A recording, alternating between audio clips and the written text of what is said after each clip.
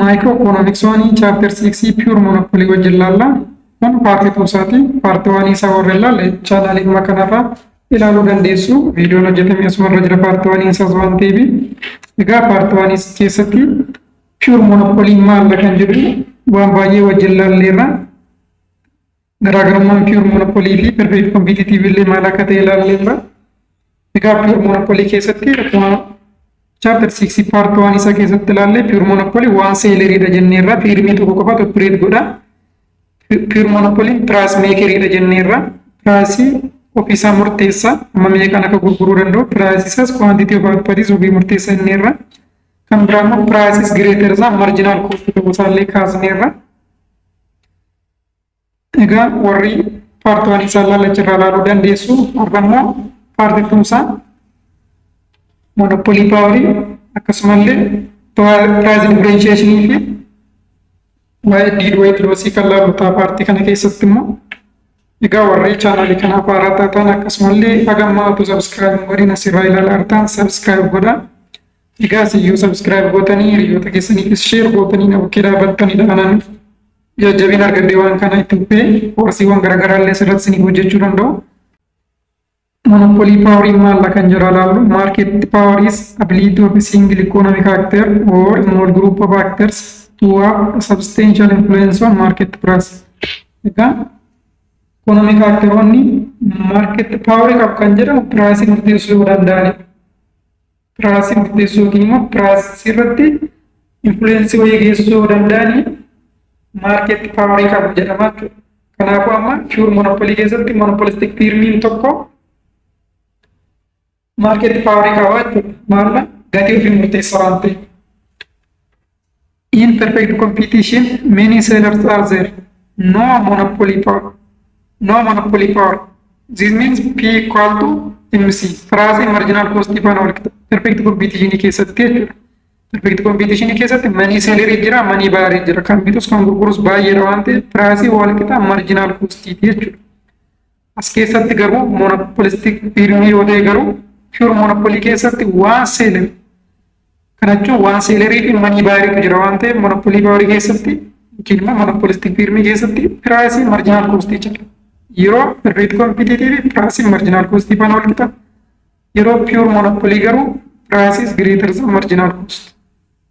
Kanaafuu measuring monopoly power is simply measuring extent to which price is greater than marginal cost. Sababa jalqaba yeroo perfect competitive price marginal cost ifaan walitti amma yeroo monopoly ta'u garuu price greater than marginal cost jedhu. Kanaafuu hammi price itti marginal cost irra caale sababa monopoly poweriitiin kan dhufedha jechuudha. Kanaafuu monopoly poweriidhaan garaagarummaa uumame kan measure gochuun hammami price marginal cost irra caale kan jedhu argachuudha jechuudha. Long run equilibrium under monopoly egaa short run equilibrium ilaalleerra paartii keessatti kun immoo long run equilibrium isaati. In perfect competition there is free entry in the exit of firms. Thus normal profit long run. Egaa perfect competitive free entry in the exit jira. Firmiin akkuma barbaadetti gara industrii sinitti seenuu danda'a, keessaa bahuu danda'a. Seenuu fi bahuu salphaadha jechuudha. Garuu yeroo monopoly ta'u there are barriers to entry in thus itti seenuu baay'ee ulfaataadha. Amala monopoly keessaa tokko high barrier to entry qaba jenneerra. Kanaafuu firmiin tokko compete godhee firmii duraan jirtu compete godheetanii gara industrii sanaatti seenuun baay'ee ulfaata monopoly keessatti jechuudha. Kanaafuu long run irratti firmiin positive profit, zero negative profit, zeros ta'uu danda'a jechuudha. Kanaafuu normal profit jechuudha. Yeroo perfect competitive long run irratti firmiin normal profit argatanneerra. Kanaafuu economic profit zero jechuudha. Yeroo monopoly garuu positive profit argachuu danda'a, kan jechuun economic profit argachuu danda'a, yookiin immoo negative profit argachuu danda'a, which means kisaaraadha jechuudha. Yookiin immoo zero profit normal profit ta'uu danda'a akkuma argina jechuudha. At what level the monopolist maximizes profit? Egaa point equilibrium long run irratti isa kamidha kan jedhu ilaallu. The monopolist maximizes its long run profit where long run marginal cost equal to marginal revenue. Monopolistic firmiin tokko Equilibrium irra ga'eera kan jedhamu yookiin immoo profit isaa maximaas godheera kan jedhamu yerootti long run marginal costiin isaa wal qixa marginal revenue isaa faana wal qixa ta'edha jechuudha. Kun first conditionidha. Conditioniin lamaffaan immoo slope of long run marginal cost is greater than slope of marginal revenue at the point of intersection. Bakkatti long run marginal costiin wal qixa marginal revenue ta'e kanatti slope marginal cost immoo greater than slope marginal revenue ta'uu qabaachudha. Pointii kanarratti pointii equilibrium argannaa jechuudha. Walumaa galatti monopolistic firm tokko equilibrium decision isaa maalidha? Firm decision isaa tokko equilibrium quantity, lammaffaan immoo equilibrium price. Yeroo perfect competitive ture firmiin price murteessuu hin danda'u. Price gabaa murteessaa jechuudha. Perfect competitive market keessatti jechuudha. As keessatti garuu monopolistic firmii keessatti garuu firmiin quantity isaaf ni murteessa, price of power isaaf ni murteessa jechuudha.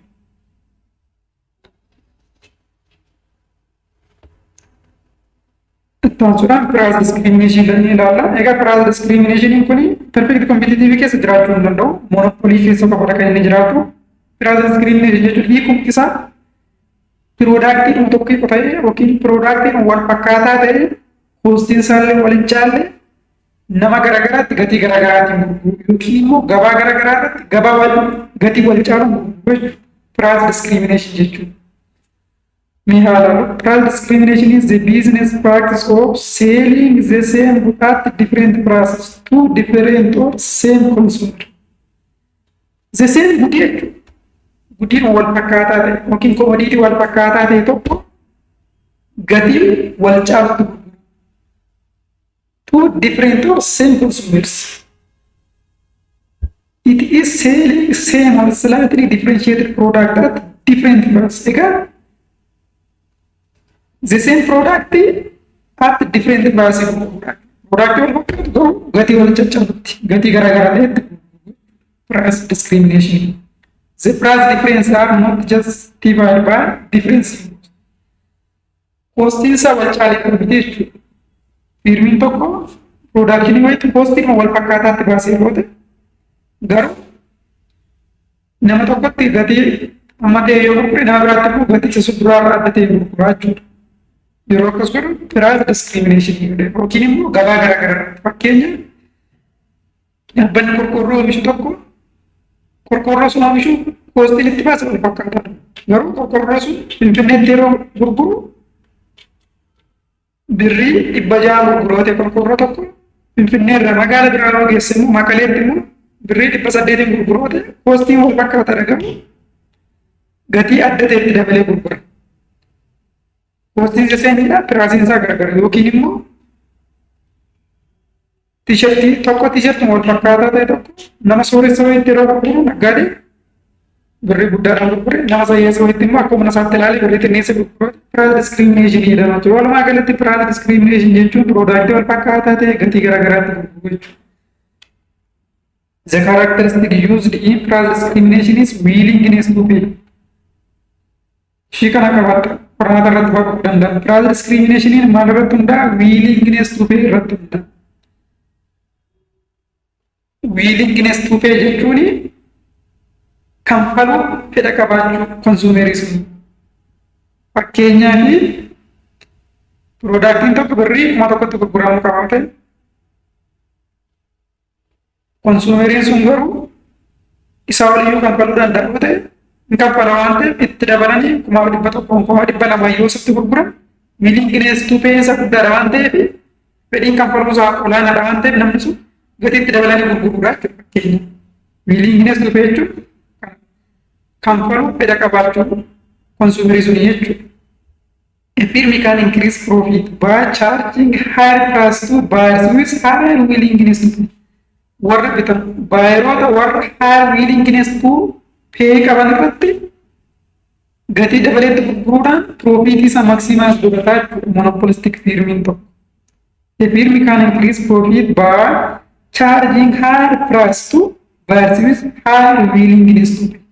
Willingness to pay guddaa warra qaban. Kana jechuun fedha kanfaluu guddaa warra qabanitti namoota yookiin konsumeroota sirriitti kanfalanitti gatii isaa dabaluudhaan itti gurgurachuu jechuudha. Maal gochuudha? Piroofiitii maksimaas gochuudha. Akkas godhaa ture. Examples of price discrimination. Price discrimination example akkam akkamii qaba kan jedhu laata. Fakkeenyaaf firms use common variable for price discrimination. Discriminating variable maal faati? Age irratti, sex irratti, location of consumer irratti, quantity wantoota kana irratti hundaa'uudhaan price wal caalchisuu danda'a jechuudha. Product tokko dargaggeessa birrii manaatiin nan gurgura, jaarsatti immoo birrii manaatiin nan gurgura. Product wal fakkaatu umurii irratti hundaa'uudhaan gargar baasu. Product wal fakkaatu sex irratti hundaa'uudhaan fakkeenyaaf dhiiratti birrii 5 nan gurgura, dubaratti immoo birrii 6 nan gurgura. Product wal fakkaata dagar nama sun irratti hundaa'uudhaan gatii wal caaltu gurgurtaa jechuudha. Wantoota akkasii yookiin immoo location irratti bakka isaan jiran biyya isaan jiran irratti hundaa'uudhaan jechuudha. Examples of price discrimination in reality. Fakkeenyaaf kana ilaaluu dandeessu. Viidiyoo kana pause gootanii asuma irratti tokkoon tokkoon example kana ilaaluu dandeessu. Fakkeenyaaf price discrimination movie ticket, transportation fee for students for children. Fakkeenyaaf transportation fee gatii konkolaataa baasonni magaalaa keessa hojjetanii fakkeenyaaf iddoo tokko kaanii iddoo tokko dhaqu gatiin isaa birrii 20 yoo ta'e uummata warra kaan irra birrii 20 barattootaa fi ijoollee irraa gara birrii 15 guddaa birrii wal caalchisingaa jechuudha. Maal irratti hundaa'an barataa ta'uu isaanii irratti waan akkasii irratti hundaa'uudhaan fakkeenya naayit kilabii intiraansii for females naayit kilabii seenuudhaan dubartootaaf gatiin irratti kan dhiiraa gatiin ol kaawwate waan wal fakkaatu sarviisii wal fakkaatu yookiin piroodaaktii wal fakkaatu gatiin immoo wal caalee jechuudha. Kunis fakkeenya garaagaraas maraa ilaaluu dandeessu.